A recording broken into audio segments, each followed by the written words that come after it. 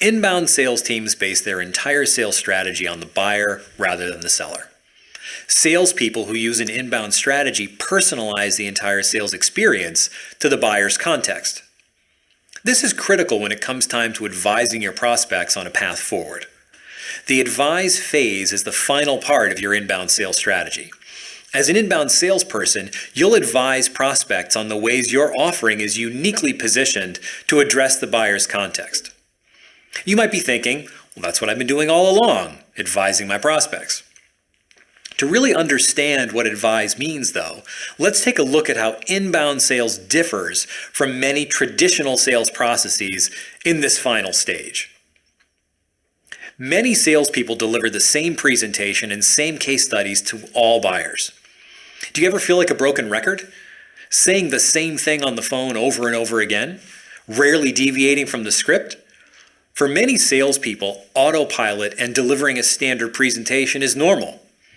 By sticking to the generic script, these salespeople fail to represent themselves as a solution to their prospects' specific needs. Prospects want to know how features are specifically going to help them and their situation. In contrast, salespeople who use an inbound strategy tailor the presentation to the buyer's context, using the information they've already gathered. They tailor the presentation to explain why they are uniquely positioned to help. By uncovering the buyer's context and tailoring the presentation accordingly, you'll add tremendous value to the buyer beyond the information available online. Inbound salespeople also determine buyer timelines differently. Instead of using discounts and promotions to get buyers to purchase on the seller's timeline, inbound salespeople understand the buyer's timeline and adjust the sales process to it. They've developed enough trust with the buyer to not only understand their needs, but also understand the issue of not solving their needs by a certain date. As an inbound seller, you'll help prospects determine the right time to buy by creating a plan to help them achieve their goals by the time they need to achieve them. Instead of focusing on when the prospect will buy, you'll focus on when the prospect must achieve their goals. You'll then work backwards to determine a start date that will give them the time to implement the right plan. Some salespeople may try to withhold buyer evaluation requirements, like a customer reference or access to their executives, until there's commitment to purchase. But the empowered buyer is no longer dependent on the seller for this information. The empowered buyer has access to the seller's customers and can request references without the help of the seller. In short, if you've done your due diligence during the early parts of the sales strategy, then in this final stage, you'll be able to use the information you've gathered to advise your prospects on a path forward. Instead of a sales pitch or a canned presentation, you'll offer real advice that's uniquely tailored to the prospect's situation. Let's walk through the steps of structuring how you advise, determine financial and timeline criteria, and get your prospect to commit and become a customer. As an inbound salesperson, you serve as a translator between the broad messaging found in your company's content and the unique needs of your buyer. If you're ready to advise, you've succeeded in capturing the buyer's interest and exploring the opportunities to help them. Now you need to effectively advise your prospect on next steps and get their commitment to move forward. That means presenting your product or service's value in a way that compels them to buy. Don't make the mistake of sending a proposal or contract to your prospect and leaving them to work through it alone. Instead, book a meeting with them so you can guide them through the particulars of what they're agreeing to. Regardless of whether a written proposal or contract is involved in your sales process, you need to do 4 things when you're advising your prospect on a path forward. Recap what you've learned about the prospect's goals and challenges, so they know you completely understand their situation. Suggest ways to achieve their goals and overcome their challenges using your service or product. Confirm the prospect's budget, decision-making process, and timeline, and commit them to follow through on the plan you've worked with them to develop. In order to accomplish these 4 things, you need to develop and deliver a personalized presentation. The presentation part of advising is crucial. It's the performance piece, the place where you're acting out your part. The typical sales presentation flow goes something like this. Here's who we are. Here's who we're working with. Here are the things that you told me. Here's how we're going to solve the problem. Here's where you sign. Now think about it. In many ways, that typical presentation flow is backwards. Why would you start by talking about yourself and then move to talking more about your prospect? More to the point, why are you talking about yourself at all? This late in the sales process, your prospect already knows who you are and who you've worked with. If they have any lingering questions on that front, they're far more likely to get answers from the internet than from you. The presentation is about adding value. Don't start out talking about yourself, your company's history, and a description of what you provide. Focus on your prospect. Be the advisor they need you to be, not the pitch person you think they expect you to be. A truly effective presentation flow goes more like this. Here's what I heard you tell me. Here's how most people in your situation think about making this change. Here are the pros and cons to the different approaches you can take. Here's the approach that will yield the best outcome for you. Here's why this choice makes the most sense for you. And here's how we can best support that. Before even getting into the meat of your sales presentation, you need to first recap what you've learned from the exploratory call. Part of a great sales presentation is understanding where the prospect is. What's the current state they're in? And what's the desired state they want to get to? What closes that gap from where they are and where they want to be? That's what you uncovered from all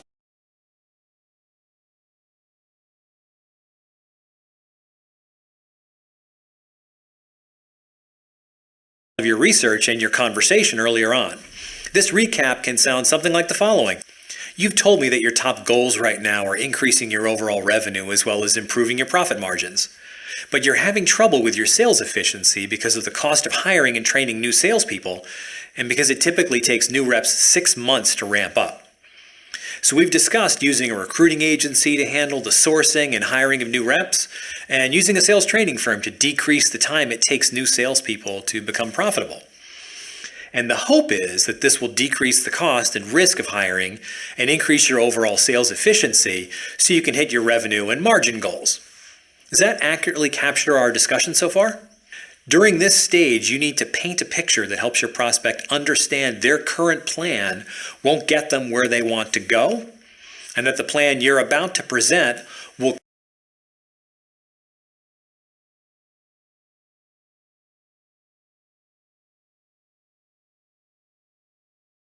close the gap between where they want to be and where they are now.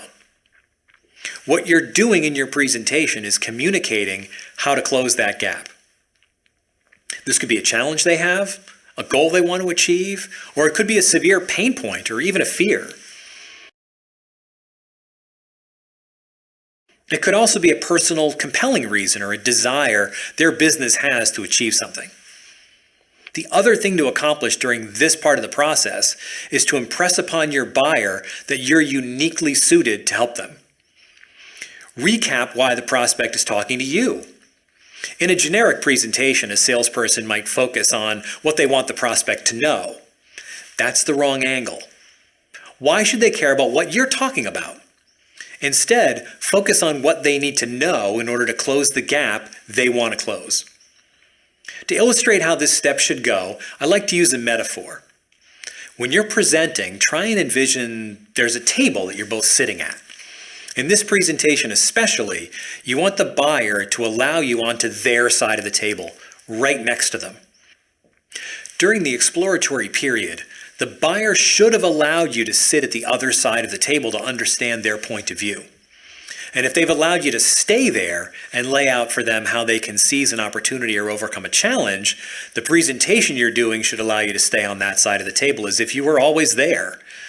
You should use language such as we instead of you to refer to what success looks like when you're working together with them. Starting your presentation this way sets the tone for the sort of conversation you're going to be having with them. It makes it clear that you're there to help them solve their problems, not just to sell them something. And then you'll feel that you actually are on the same side of the table.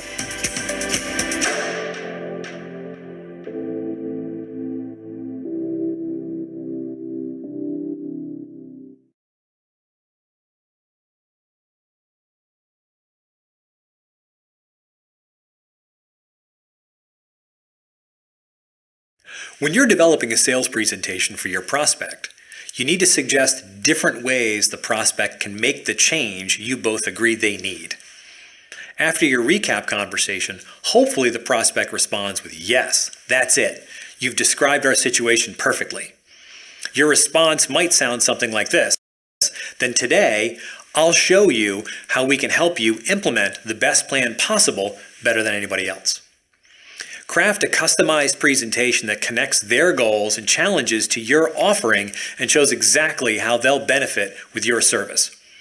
Rather than using a generic pitch deck, focus on the specific goals and challenges they've shared with you. If you thoroughly qualified your prospect during the exploratory call, you'll be able to provide personalized advice, and they'll be able to see that you truly care about what's best for them. The better the qualification, the more customized the presentation. Tailor your suggestions based on what you've learned the buyer cares about most. Don't add fluff. Don't have an overly broad focus. It should feel like it's customized for them. Any point that's not relevant or interesting to them gives them a chance to mentally check out, and they might not come back. Additionally, when you're giving your presentation, talking about how you can help, make sure your presentation is being received well. To keep your prospect engaged, adjust to what's unfolding during the conversation. Don't be afraid to be flexible.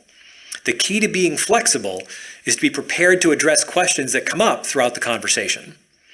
Know the answers to common questions and be ready to present the different capabilities of your solution. There are usually different paths that your prospect can take to overcome their challenge or achieve their goals. Be prepared to talk through different options and anticipate the questions they might have as they try to weigh the pros and cons of each. Another important word of caution is to avoid showing off all of the features of your product or all of the details about how you deliver your service. Most buyers aren't concerned with learning about all of the features of your product or service. Most buyers are interested in discovering which of those features translate into value for them. As much as possible, keep the focus on the benefits to them instead of features of your offering. Make it a two-way dialogue to ensure they're following along. And remember to be flexible. Before moving on to the next step of delivering a great sales presentation, ensure you have complete buy-in from your prospect that your offering is the right one for them. Once you've done that, it's time to confirm how and when they'll make the decision and how they'll afford the investment. Confirm timing first. Verify when they need to achieve their goal, when they need to eliminate specific challenges, and when they need to implement their plan. Ask them what negative consequences might occur if they don't hit specific timelines. Based on what it takes to implement your solution, work backwards to determine when they need to sign your contract. Outline a timeline for the steps necessary to meet the buyer's deadline. Don't forget to include product or service evaluation, purchase processes, implementation, and/or training steps in your plan. You've got to be ready to adjust your expectations to meet their needs. But most importantly, get commitment that they'll be able to sign the contract at that time. It's crucial to confirm your prospect's budget. After all, you can't help them if they can't invest in your solution. Confirm that they believe the ROI is strong and they're confident the investment is the right one. Ask them to commit to your fee. Finally, understand how your prospect typically goes about making a purchase. Who needs to be involved? Who signs the contract or issues a purchase order? Do they need to review the plan with others internally at their company? Do they have any external advisors they'd like to talk it over with? Ideally, you will have uncovered all of these details in your previous conversations so you can focus on providing clear next steps. By the time you get to the end of your sales presentation, you should have no doubts as to how good a fit your prospect is for your offering. You should know exactly how it will benefit them and what they stand to lose if they don't move forward with you. But even if you think buying your product or service is the obvious path forward, it might not be obvious to your prospect. The truth is, change is scary, and you're asking your prospect to change. It's only natural that some prospects will be hesitant to commit, even if they understand that buying from you is the best way to achieve their goals and overcome their challenges. When that happens, you need to help them find the motivation to commit. One technique for getting commitment is the 1 to 10 closing technique. When the questions in the 1 to 10 closing technique are asked in the right order, you can encourage the prospect to share why they want to buy and then weigh whether those benefits are worth the risk or downside of their concerns. This technique supports them through this decision by helping them talk through and summarize the benefits and risks for themselves. As they weigh the pros and cons, many prospects will overcome any lingering hesitancy and find the courage to move forward. Let's cover a few different scenarios and how you should handle them if they happen. The first question to ask your prospect is, from 1 to 10, where 1 is, I'm not interested in working with you, and 10 is, sign me up now, what number are you? The second question aims to uncover why they will buy. If they give a number higher than 6, let's say they give a 9, say something like, really? I'm surprised you picked a number so high. Based on our conversations, I figured you'd be much closer to a 7. Why'd you pick 9? You don't have to say 7. It could be 8, it could be 6. It doesn't matter what particular number you use, as long as it's a number lower than the one they threw out. The key to this question is to get the prospect to tell you why they want to buy. Spend some time here. Acknowledge what they say by repeating it back to them. Ask them to elaborate on the things they say. It's key to get more than one good answer from the prospect. This is also a good place to remind them of how you're different compared to competitive solutions. Just make sure you do it in question format. You might ask, what about reason X? Is that a reason why you chose a higher number than I expected? How important is X benefit? After they've shared an exhaustive list of reasons, repeat what they said back to them. So it seems like you chose a 9 because of the following reasons: A, B, C, D, E, and most of all F. At some point, you need to transition from why they would move forward to why they might not. The third question uncovers their concerns. Ask, okay, wow, it seems like there are some good reasons why you'd like to move forward, but now I'm confused again. Based on all of those reasons, I'm wondering why it's not a 10. Now they should share their concerns. Ideally, it'll sound something like this. My only concern is X. If I didn't care about X, we'd be at a 10. Even if your buyer can only come up with 1 or 2 concerns, don't get overconfident. Be sure you explore their objections. Say something like, I see. Does it make sense to talk about this a bit more? We may be able to work through this issue together. Or, I bet we can avoid this concern altogether. Do you want to talk about how we avoid this issue with other clients? And to make absolutely sure they don't have any other hidden concerns, ask, if you were convinced this concern can be avoided altogether, would you be at a 10? It's difficult to predict how to handle their concerns exactly because the specific concerns or objections could vary quite a bit. Even if you can't ease their concerns completely, and assuming they gave you a number pretty close to 10, you may still be able to close the deal. If they give you a number lower than 6 in response to your initial question, do not proceed. Instead, back up to the exploratory phase of your sales process and figure out what you've missed. You were thorough in getting them to tell you why they wanted to buy, so be equally thorough here. If they aren't forthcoming, don't be afraid to bring up small concerns they've shared with you previously to get the ball rolling. Perhaps something like, on a previous call, you expressed a concern that your team might not be able to handle X task on an ongoing basis. Since completing that task on a regular basis is key to helping you achieve your goals, are you still concerned about that? Now that you know all the reasons your prospect wants to move forward and all of the reasons why they might not, you can ask the final closing question in this technique. It sounds something like, it seems like there are a lot of reasons to move forward, X, Y, and Z. It also sounds like you have 2 specific concerns. Now that we've discussed them, has your number changed at all? Are you still a 9? If they aren't a 10 yet, prompt them to weigh the pros and cons they've just shared with you. So you're still at a 9, I see. In that case, are you prepared to walk away from all of the benefits, or do you think the benefits outweigh the risks and you should move forward? At this point, you have a list of pros and cons. Even if they don't sign your contract right now, you have plenty of information. Ask them how and when they're going to make the decision and suggest next steps accordingly. With the 1 to 10 closing technique, you're fully uncovering all of the reasons why a prospect wants to buy and why they might not.